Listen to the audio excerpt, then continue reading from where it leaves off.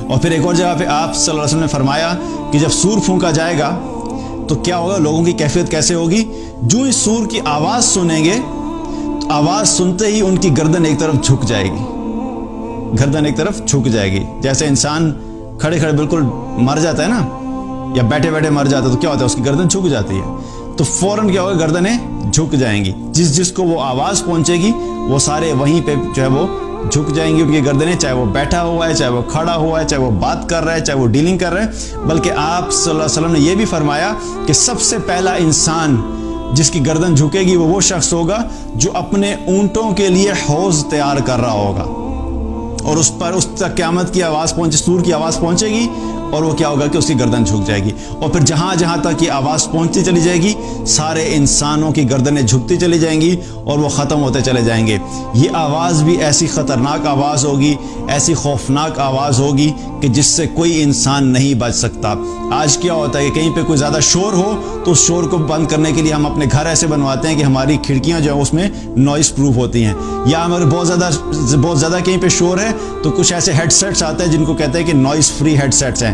تو کوئی بھی ٹیکنالوجی اس وقت اس آواز کو بلاک نہیں کر سکتی. آر ایف ریڈیشنز جو ہوتی ہیں ان کو بلاک کرنے کے لیے آج ٹیکنالوجی اس حد تک پہنچ گئی ہے کہ ان کے لیے جیمرز بنائے گئے ہیں کہ آر ایف ریڈیشنز کو جیم کر دیا جائے تاکہ آر ایف کمیونیکیشن نہ ہو سکے. لیکن یہ وہ شدید آواز ہوگی، کوئی ٹیکنالوجی اس آواز کو بریک نہیں کر سکے گی، کوئی ٹیکنالوجی اس آواز کو بلاک نہیں کر سکے گی.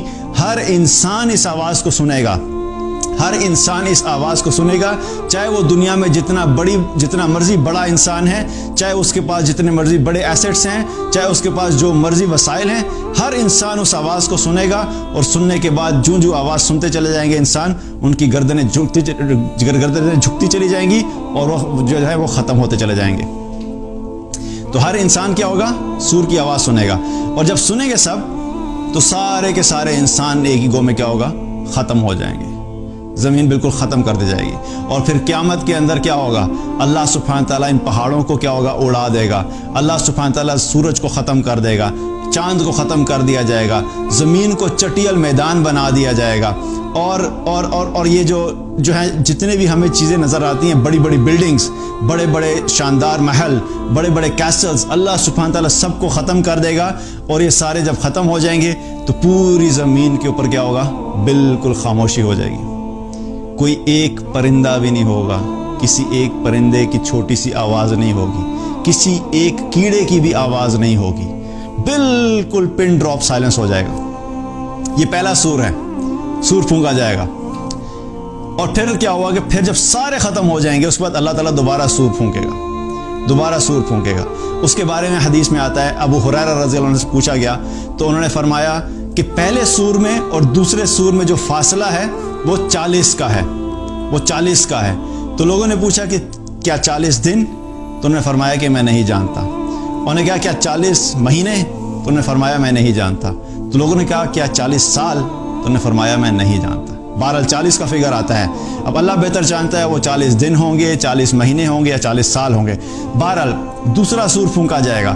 جب دوسرا سور پھونکا جائے گا تو سارے انسان جو مرے تھے وہ دوبارہ زندہ ہونا شروع ہو جائیں گے. اللہ تعالیٰ بارش بھیجے گا اور بارش جہاں جہاں پڑتی چلی جائے گی وہ سارے انسان جو مرے ہوئے ہیں وہ دوبارہ زمین سے اگنا شروع ہوں گے، اور اس طریقے سے اگیں گے جس طریقے سے زمین کے اوپر پانی گرنے سے پودے نکلتے ہیں. حدیث میں آتا ہے کہ اس طریقے سے لوگ جو ہیں وہ دوبارہ سے اگنا شروع ہوں گے اور زندہ ہونا شروع ہوں گے. اور ایک جگہ پہ یہ بھی آتا ہے کہ جتنے بھی انسان ہوتے ہیں کہ جب انسان مرتا ہے تو اس کے سارے جسم جب ختم ہو جاتا ہے، اس کی ہڈیاں ختم ہو جاتی ہیں، لیکن ریڑھ کی ہڈی اس کی باقی رہتی ہے. جو اس کی ریڑھ کی ہڈی ہوتی ہے وہ باقی رہتی ہے. تو اس ریڑھ کی ہڈی سے اللہ سبحانہ تعالیٰ دوبارہ ان سب انسانوں کو دوبارہ زندہ کرے گا. اب وہ کیا ہوا، جب دوسرا سور پھونکا گیا لوگ دوبارہ سے زندہ ہوں گے، اور کیا ہوگا کہ وہ زندہ ہونے کے بعد میدان محشر کی طرف چلنا شروع کر دیں گے. اب میدان محشر کی طرف سفر جاری ہو گیا. یہ وہ چیز ہے کہ پہلی چیز سور کا پھونکنا، اس کے بارے میں ہم نے کیا کرنا ہے کہ اس دعا کو یاد رکھنا جو میں نے بات کی، یہ پہلی چیز ہے، تاکہ اللہ تعالیٰ کی رحمت سے امید ہے کہ اللہ تعالیٰ ہمیں اس وقت کی کیا جو ہولناکی ہے اور اس وحشت ہے اس سے بچا لے. اب دوسری پریپریشن کیا ہے، جو ہم ڈسکشن ہے اس ٹاپک کی، کیا ہے کہ ہم نے پریپیئر کرنا ہے. دوسری پریپریشن، اب ہمارا سفر شروع ہو گیا میدان محشر کی طرف، لوگ چلنا شروع ہو گئے ہیں. اب اس وقت کیا ہے کہ جب یہ سفر ہو رہا ہوگا, لوگ جب وہاں پہ جا رہے ہوں گے, لوگوں پہ خوف کی کیفیت ہوگی, لوگوں پہ غم کی کیفیت ہوگی, لوگوں پہ گھبراہٹ کی کیفیت ہوگی, اور ایسی کیفیت ہوگی کہ اس کے اندر آپ یاد رکھیے کہ کوئی آپ کی ہیلپ نہیں کرے گا, کوئی آپ کی مدد نہیں کرے گا. کسی سے ایکسپیکٹیشن لے کے مت جانا. دنیا میں کیا ہوتا ہے کہ کہیں پہ بھی کوئی اگر ڈیزاسٹر ہوتا ہے, کوئی حادثہ پیش آتا ہے, تو کیا ہوتا ہے کہ فوراً کچھ لوگ آگے پیچھے سے آتے ہیں اور آپ کی ہیلپ آؤٹ کرتے ہیں. آپ دیکھتے ہیں اچھا ایک انسان زخمی ہوا ہے تو کیا ہوگا, لوگ بہت سے آئیں گے, اس کو مدد کریں گے, ایمبولینس کو کال کریں گے اور کسی طریقے سے اس کو ہاسپٹل میں پہنچائیں گے, تو لوگ ہیلپ آؤٹ کرتے ہیں. لیکن یاد رکھیں کہ قیامت کے دن کوئی کسی کی ہیلپ نہیں کرے گا. You have to help yourself, you have to prepare yourself. آپ کو اپنی تیاری خود کر کے جانی ہے. سب سے اچھا رشتہ, سب سے زیادہ جو مضبوط رشتہ ہے, جو کسی حال میں بھی انسان کے کام آتا ہے, وہ کہتا ہے وہ کون سا ہے؟ ماں کا رشتہ. ماں اپنے بچے سے ہر حال میں محبت بھی کرتی ہے, چاہے بچہ جیسا مرضی ہو, وہ اپنے بچے کے بارے میں بہت سینسٹیو ہوتی ہے اور پوزیسو بھی ہوتی ہے. اور باپ بھی اپنے بچوں کو پروٹیکٹ کرنے کی کوشش کرتا ہے. لیکن یہ وہ دن ہوگا کہ جب قیامت کے دن میدان محشر کی طرف جب جا رہے ہوں گے, تو ماں اپنے بچے کے بارے میں نہیں دیکھے گی کہ میرا بچہ کدھر ہے. اس کو کوئی فکر نہیں ہوگی کہ میرا بچہ کدھر ہے. بچوں کو یہ فکر نہیں ہوگی کہ میرے والدین کدھر ہیں. دنیا میں تو بچے کیا کرتے ہیں کہ اپنے والدین کے بارے میں بھی احتیاط کرتے ہیں, ان کی پروٹیکشن کرتے ہیں. جب وہ بوڑھے ہو جاتے ہیں, بزرگ ہو جاتے ہیں, تو بچے کیا کرتے ہیں, کسی بھی طریقے سے کوشش کرتے ہیں کہ ان کی ہر ضرورت کا خیال رکھا جائے. لیکن یہ وہ دن ہوگا کہ جس دن نہ ماں کو اپنے بچے کی فکر ہوگی, نہ باپ کو اپنے بچے کی فکر ہوگی, نہ بچوں کو اپنے ماں باپ کی فکر ہوگی, نہ ہی دوست کو دوست کی فکر ہوگی. ہر انسان کو صرف اور صرف یہی فکر ہوگی کہ آج کے دن میں بچ جاؤں, آج کے دن میں بچ جاؤں. تو کیا کرنا ہے؟ کوئی مدد نہیں کرے گا, اپنی تیاری خود کر کے جانی ہے ہم نے. We have to prepare our self. اب کیا ہے کہ میدان محشر میں جانا شروع ہوئے, میدان محشر میں پہنچے.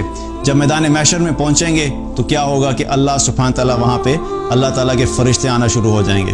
وہاں پہ جنت کو لایا جائے گا, وہاں پہ جہنم کو لایا جائے گا, جہنم کو گھسیٹ کے میدان محشر میں لایا جائے گا. سورج جو ہے آج جو ہے وہ ہم سے 93 ملین مائلز کے فاصلے کے اوپر ہے, 9 کروڑ 30 لاکھ میل کے فاصلے کے اوپر ہے. اللہ سبحانہ تعالیٰ قیامت والے دن سورج کو 1 میل کے فاصلے پہ لے آئے گا. اب 1 میل کے فاصلے کے اوپر کون برداشت کر سکتا ہے؟ 93 ملین مائلز کے فاصلے کے اوپر جب ٹیمپریچر 50 ڈگری سینٹی گریڈ کو پہنچتا ہے تو دنیا میں لوگ مرنا شروع ہو جاتے ہیں. کتنی جگہ پہ کیسز آتے ہیں کہ ڈی ہائیڈریشن کی وجہ سے مر گئے, ہیٹ سٹروک کی وجہ سے مر گئے. 93 ملین مائلز پہ ہے سورج. جب 1 میل کے اوپر آ جائے گا تو اپنے اس جسم کے ساتھ ہم میں کسی میں سکت نہیں ہے کہ ہم اس کو برداشت کر سکیں. تو اب ہماری کیا ریکوائرمنٹ ہے؟ اس وقت ہماری سب سے اہم ضرورت یہ ہے کہ کوئی ایسی سچویشن بن جائے کہ ہمیں کوئی سایہ مل جائے, کوئی سایہ مل جائے. اور یاد رکھیے کہ وہاں پہ سایہ صرف ایک ہے, صرف ایک ہے, اور وہ سایہ کیا ہے؟ اللہ کے عرش کا سایہ, اللہ کے عرش کا سایہ. اس کے علاوہ کوئی اور سایہ یہاں وہاں پر موجود نہیں ہوگا. اس لیے ہمیں کیا کرنا ہے کہ وہاں پر جو اللہ کے عرش کا سایہ ہے وہ بھی ایسا نہیں ہے کہ جب وہاں پہ پہنچیں گے تو دیکھیں گے اوہ گرمی لگ رہی ہے, سورج 1 میل کے اوپر آ گیا ہے, تو ڈھونڈنے بھی سایہ کدھر, سایہ کدھر, اچھا وہ رہا عرش کا سایہ, چلو بھی سر بھاگے وہاں پہ چلے جائیں گے. اور وہاں پہ کچھ لوگ عرش کے سایہ کے نیچے کھڑے ہوئے ہیں اور جا کے انہیں کہیں گے کہ بھائی جان تھوڑی سی جگہ دے دیں, ہمیں بھی سایہ دے دیں, آپ کو پتہ ہے بڑی گرمی ہو رہی ہے. دنیا میں ایسا ہی ہوتا ہے نا, کہیں پہ سچویشن ہے اور آپ پہنچے, اور ایون اگر لوگ ٹھسے ہوئے بھی ہیں کسی جگہ پہ, پھر بھی گھسا کے ہم کہیں نہ کہیں ایڈجسٹ ہو جاتے ہیں. لیکن وہاں پر کیا ہوگا؟ وہاں پہ ایسا نہیں ہوگا کہ وہاں پہ آپ جا کے اپنی مرضی سے دیکھیں اور آپ سائے اس عرش کے سائے کے نیچے جو ہے وہ آپ کو جگہ مل جائے گی. اس کی بکنگ, اس عرش کے سائے کے نیچے کی بکنگ اللہ تعالیٰ نے آج اوپن رکھی ہوئی ہے. جس نے ریزرو کروانی ہے اپنی جگہ وہ آج ریزرو کروا سکتا ہے. ہوٹلز ہوتے ہیں نا, ہوٹلز کی آکوپینسی ہوتی ہے. اگر ایک ہوٹل ہے اس میں 300 رومز ہیں, 300 رومز ہیں, یا ایون فلائٹ کی بھی آپ بات کر لیں تو فلائٹ کی بھی کیا ہوتی ہے؟ بکنگ ہوتی ہے, ایڈوانس بکنگ. آپ جو ہے وہ کچھ عرصہ پہلے بکنگ کرتے ہیں تو آپ کو سیٹ مل جائے گی. آپ اگر بالکل لاسٹ منٹ پہ جا کے بکنگ کریں تو کئی دفعہ ہوتا ہے کہ سیٹ نہیں ملتی, کبھی مل بھی جاتی ہے لیکن اکثر کیا ہوتا ہے نہیں ملتی. تو پہلے سے بکنگ کروانی ہوتی ہے کہ اچھا مجھے ٹریول کرنا ہے تو مجھے پہلے سے بکنگ کروانی ہے تاکہ جب میں جہاز میں پہنچوں تو میری سیٹ وہاں پہ ریزرو اور میں وہاں پہ جا کے بیٹھ جاؤں. اسی طریقے سے عرش کے سائے کے نیچے بھی جو بکنگ کروانی ہے وہ آج ہی ہمیں کروانی ہے.